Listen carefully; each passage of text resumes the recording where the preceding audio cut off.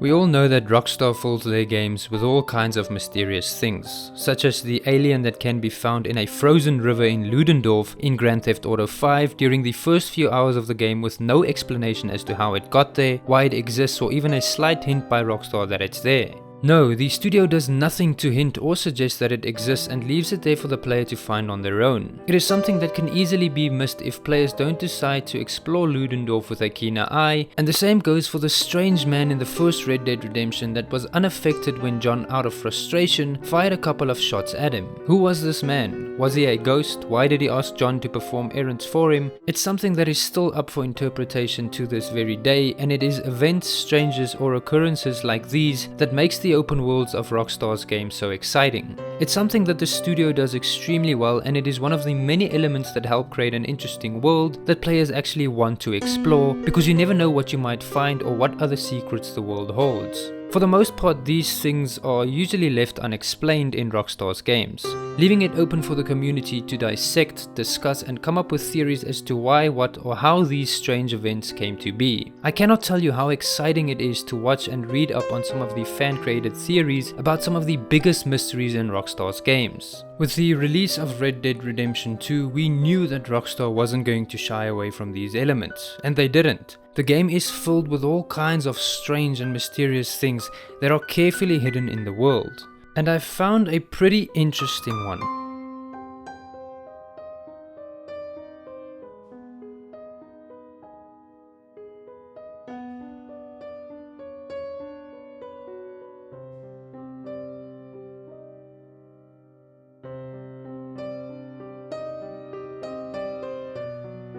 Just northwest of Strawberry on Mount Shan lies a deep and dark secret. What it is exactly remains a mystery, but we're going to take a look at it in this video. What you want to do is open up your map and head to this location, which is located in the Big Valley region. Upon arrival, you'll be met with a small little cave that hides the skeletal remains of what seems like a giant. When standing close to the remains, a title in the right side of the screen will simply read Giant Remains. If you get closer to the remains and interact with them, Arthur will make a note of his discovery in his journal alongside a rough sketch of the remains. Arthur's note will simply read the following: found a massive skeleton, wonder how big the man was, or if he was a man at all. Then when you head inside the little cave, you'll find the skeletal remains of a normal sized human being, and also something that looks like some sort of blanket with even more skeletal remains beneath it. At least that's what it looks like to me. Now this could have either been the giant's food, as he was most likely a cannibal. I hardly doubt that these human beings were acquainted with him,